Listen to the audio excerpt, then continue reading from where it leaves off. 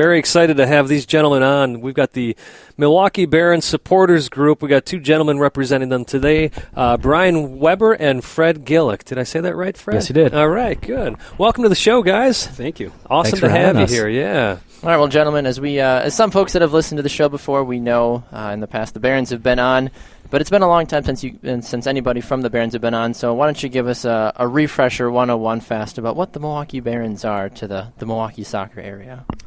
Well, we are a grassroots supporters group that wants to bring a pro outdoor team of the as high a level as we can get, I guess, to the Milwaukee area. And our goal in achieving that is to unite all of the fans in the area, the different groups that are out there, and bring them all together to rally around that flag and bring a professional soccer team to Milwaukee. And that's something I think that, as far as I've been around, I've only been around back in the city for a couple of years, about 5 or so years, and I've heard those rumors for a while, and I'm sure, Simon, you've been here pretty much well, your entire life, we did have the Milwaukee Rampage, which at that time was both in the highest league, and then MLS came around, so then they were in the second division, and all three of my brothers actually played for the Rampage at some point. Name dropper. Yeah, well, of course, it's my family. I get the name drop. I saw your brothers play at the Rampage. You did. Probably the year they won and beat Minnesota, right? Yes. Yeah, that was always the big rival, the Minnesota Thunder. Yeah, those guys are just knuckleheads, man, in Minnesota, aren't they? That sounds about right. I think even to this day, I think they still have this animosity towards Milwaukee. Oh, yeah. I mean, clearly they have the upper hand. They've got a franchise, and we don't, so clearly they've got the last laugh. But those were great matches. Plenty of time, exactly. Well, even back in the day it was called USISL, United Soccer Independent Soccer. Yeah, USISL. I forget what it sounds like. USISL, Independent Soccer, something U.S. Independent Soccer leagues that were all like brought together. But the Milwaukee Rampage and Minnesota Thunder, that was the Portland Seattle of that league. Seriously, right. It was awesome. The Midwest Classic. Yes, it was, and those were great matches. Actually, those were intense. The rivalries were, passionate. And hey, at one point, Brian McBride played for the Rampage. Yeah, he the did. Gambatese brothers were on the Thunder, and Tony Santa played with the Rampage. Yeah. So they were great players playing in that league at that point. Milwaukee does that. We do, it's like everything else in this sport. It's like a passionate thing. We're a good stepping stone too. Even looking at the Milwaukee Brewers and Milwaukee Bucks right now, it's fun to hang out for a couple of years, and then I actually want to go do something successful with my career now. Right. So I'm going to go play for bigger market teams now. It's so true, right? To see like Paul Molitor coaching the Twins. Mm-hmm. And then, we but that's what we do. We adopt people well here. Was it Ned Yost, too? Was the Ned Yost, he just went to World Series with the Royals, you really have to rub it in. I mean, it's hard to see that. We just watched this thing called Sons of Ben. We had a viewing party at Brenner where we do the Barons Pilsner. And as we were watching this, we're like the stories are verbatim. Mm-hmm. Like it's the same struggle. It's this, I mean, we're kind of looking at each other, laughing the whole time, going, wow, man, if these guys can do it in Negadelphia, which is what Milwaukee seems to be turning into with this kind of defeatist attitude, which I think is nonsense. But, what it comes down to is we've got the best people. I've been around this world a lot, and I'm sure you guys have traveled, and you've come across many different people, many different stripes and ilk, right? Yeah, I traveled to Racine once. Yeah. Right. Different people. Right. It's like, and then you get to Cincinnati in Ohio, then it's a completely different story, and then you realize they're not anything like us. But we do have some of the best people in this town. I mean, we have, in this country, actually, and as far as to say the world. There's Midwestern nice for a reason. Yeah, it's true, and it's not Minnesota nice. We actually mean it. Exactly. We suffer this stuff, and when we don't get our way, we kind of like retool. We'll cry for about an hour, and then we get back to work. And so that's what this mission. Unless you're a Packer fan, that's usually, from my experience. That's a different story entirely. Yeah, but that's not a beautiful game now, is it? Exactly. This is a beautiful game. Exactly. That's a whole different animal over there. And I agree with you on that. Well, speaking of the beautiful game, there's a beautiful game taking place this coming weekend that involves a new possible development in the Milwaukee professional hopeful soccer realm as the Milwaukee Torrent continue on their preseason. They've taken on the University of Milwaukee. They beat them 2-0 in their first ever game in a preseason match, and then they took on Marquette University and unfortunately lost 4-0. So now they look to go up 2-1 in their preseason standings. They take on the University of Wisconsin-Green Bay. That's going to be at Whitefish Bay High School on Saturday as well, kickoff at noon. What insight do you guys have about this game coming up in terms of other things happening? Let me just jump ahead because we are talking about this negative stuff. One of the things that made me real excited, and I think you guys may even saw my post on Facebook, is when the Barons came out and announced that, you know what, we want an MLS team, we want an NASL team or USL team, whatever it may be, but we do have this professional team in Milwaukee now called the Torrent. Yes. And one of the things historically in Milwaukee is people just butting heads and people not working together. So it was a really cool day when the Barons came out with their announcement that, hey, you know what, we're going to support the Torrent. We're going to cheer right along with the Flood. We'll be in the stands. Yeah, absolutely. That was an exciting thing to see. We went to check out some of those early kind of non-league matches to see what it was because we had curiosity, right? Mm-hmm. True. So there was a group of us the first time, and it wasn't like this big thing yet, because simply I don't think they wanted it to be a big thing yet, because they got it. They've had 3 practices before, right? And so just to see like 500 people show up at Engelman was pretty cool. Yeah. And so their marketing job has been really good. So they're getting it. They're they're probably looking for good ideas, but they are a pro team, and so the whole point of what we do is they've got an aspiration to grow this their team and their brand into something special, and that's what we want to get behind. That's what we are. That's the whole idea. Well, that was the biggest thing. Yeah, to unify it all. We wanted to make sure that was their goal. Absolutely. To move up, to be something bigger than they were starting as. His idea was to start small and grow from there. So at first, NPSL and provisional, and no one's really sure where that's going to go. But in talking to Andy and seeing what he envisions for that club, it made sense to support them in that, while still looking to support other efforts if there are some to bring a higher level team here. Right. So we can't just basically ignore the dude. Why would we? And so we're like, let's do it. Let's actually get people excited about it. Yeah. And so far people have gotten. Yeah, and that's the thing is, judging by what showed up in the last scrimmages, the audience there and the attendance there. Yeah, this hasn't even been a home game yet. No, it's not. It's right. just They're practice games. Right, because everybody. You're right, and so no one's like. I mean, clearly we all said, they're not seasoned yet because they've had 3 practices. Sure. But the intensity level is there. I mean, this also wasn't a lot of these guys' first day on the pitch, though, either. You guys had Ian Bennett running around and James Weber. These guys are fresh off of Milwaukee Wave. So they're just figuring out how to communicate, and they're organizing a little bit better, and you can see the frustration because they want to win when things don't go their way. So it's like, they're taking it for real. And they have a passion about it. Yeah, and that was the big thing I think a lot of folks are worried about. Is this just another Woodbat College League, whatever that for these, whatever. No, these guys are excited to be here. Well, and you look at teams. Even in the MLS, first it starts with looking at the market. Yeah. And they want to see a passionate market.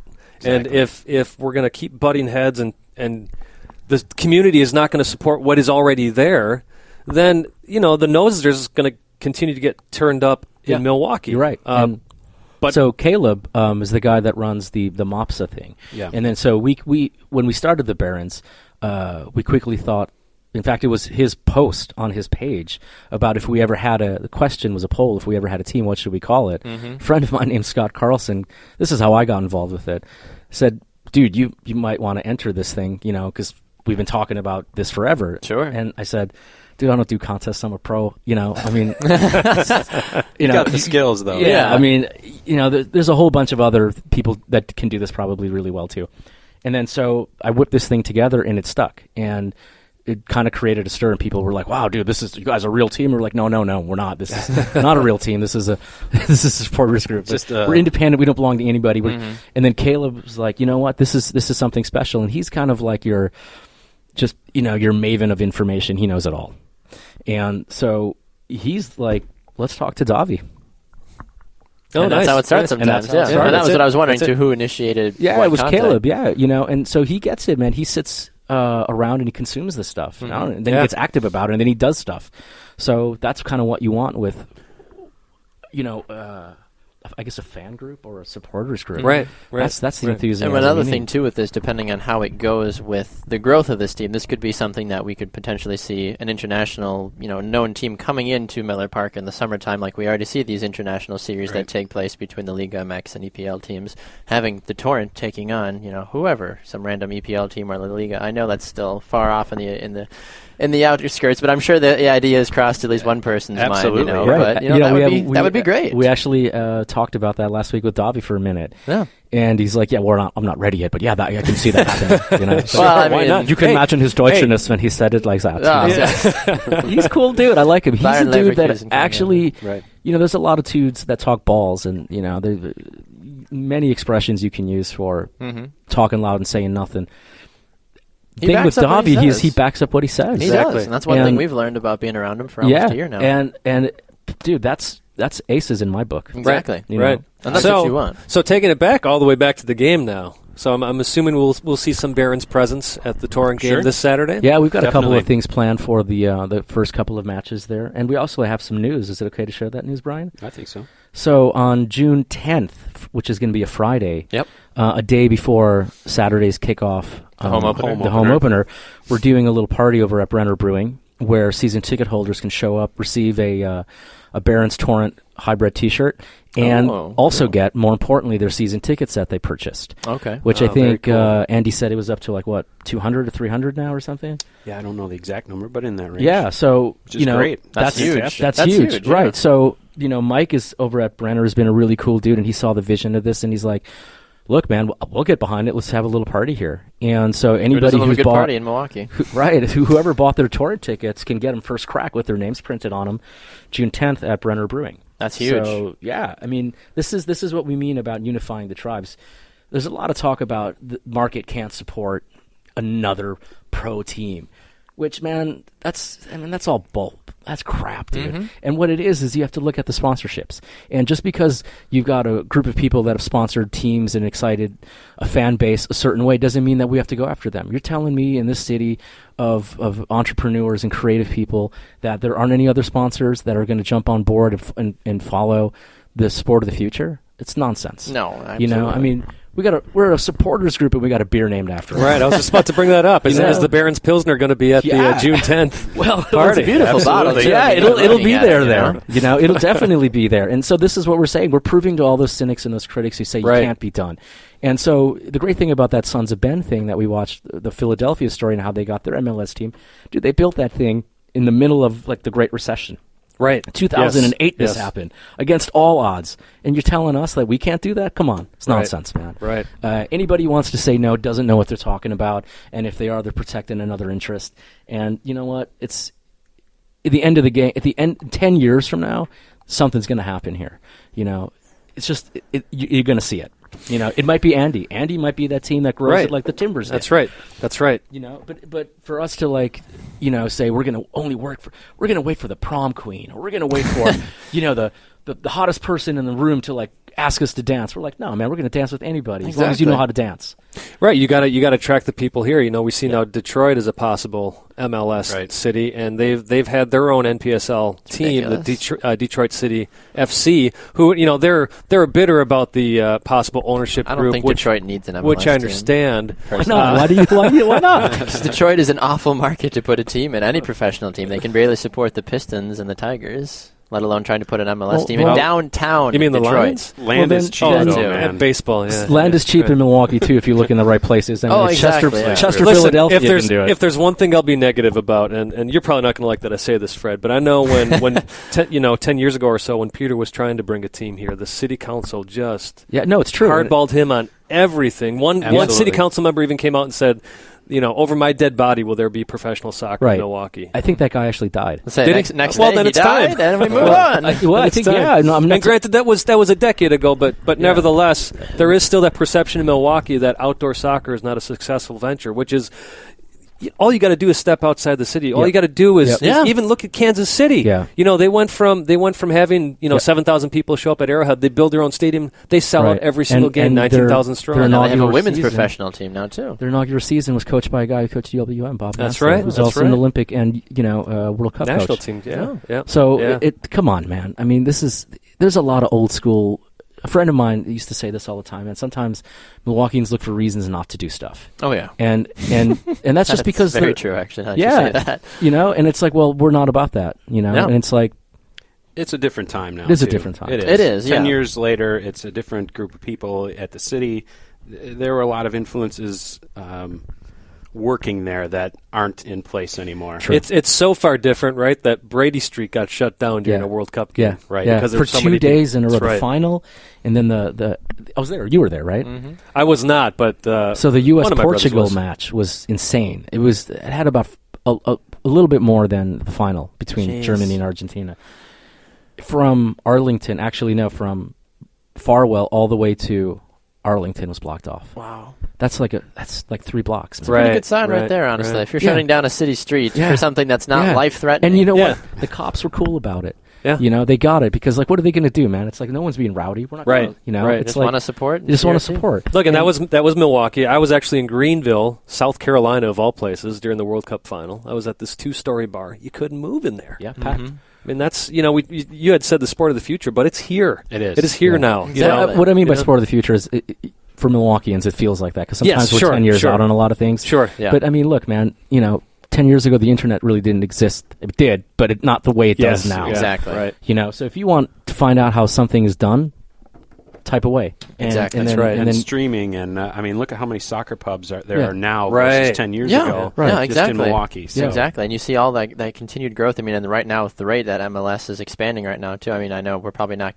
Milwaukee's not going to be in this 28 team right now that Don Garber's looking at. A lot would have to go right like that. Honestly, we don't expect that. Honestly, no, exactly. But the fact is that the league is still growing, and Americans want it to continue to grow. Right. At a certain point, you can't go after 28. You're going to have to stop in the 30s. And that's what I'm wondering too. Is what's that cap? I mean, the NFL is at 32, which is fine. Right. Major League Baseball is in the 28s. The pro teams in Europe are in their 30s, exactly, upper 20s. There comes a point where you just got to be like, all right, now we make. Then it's an oversaturation thing, whatever. Oversaturation, and you can't eat up all the minor leagues.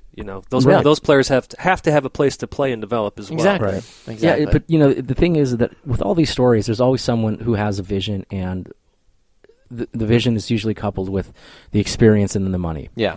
And Milwaukee just doesn't seem to have that. Everybody's trying to go through NBA owners right now. Look at San Antonio; they got with Spurs, right? But this is this Milwaukee thing, like we were just talking about. I think off the air, where Milwaukee's the stepping stone for something else. Like all these people make their name here, and but then they go elsewhere. So it's like we're all to a bigger market. Where are all these people that made their name here? Yeah. Did they leave and not come back and forget their roots? You could even look at somebody like the Green Bay Packers. If the Packers didn't have immediate success, would people still be talking about the Packers? They'd be gone. No, they'd be gone. Exactly. And the only reason the Packers exist is because of their storied history. Exactly. The first, the years with Lombardi, and then the waste. I mean, all that stuff was revisioned with Curly Lambeau and all that nonsense. I'm sure we had the bad years for a couple of decades or whatever too, but it happens, obviously. Right, exactly. But there was those golden years, exactly, man, and that's what everybody, remembered. But this isn't that animal. This is a completely, entirely different thing where we're not asking to do things the old school way. We're asking for people to if they want to invest in the city, you want to invest in the future. Get on this train. Exactly. That's right. And why not? A unifying train, as you guys said. Yeah, this is all cabooses, that's our goal. All sections, is to unify everybody. I mean, it's like if you've got a Pro-Am team, do something. Exactly. Lift your level. Awesome. Well, hey, guys, thanks so much. Brian Weber, Fred Gillich from the Milwaukee Barons Supporters Group. Come out to the Torrent game. Listen to these guys cheer. It's awesome. It's loud. Woo! It's proud. June 10th. June 10th, Milwaukee Barons will have their big party, handing out tickets, for the Milwaukee Torrent at Brenner Brewing. Yeah, so check it out, folks. Brian and Fred, thanks so much for being on the show today. Thanks, guys. Thanks for having us.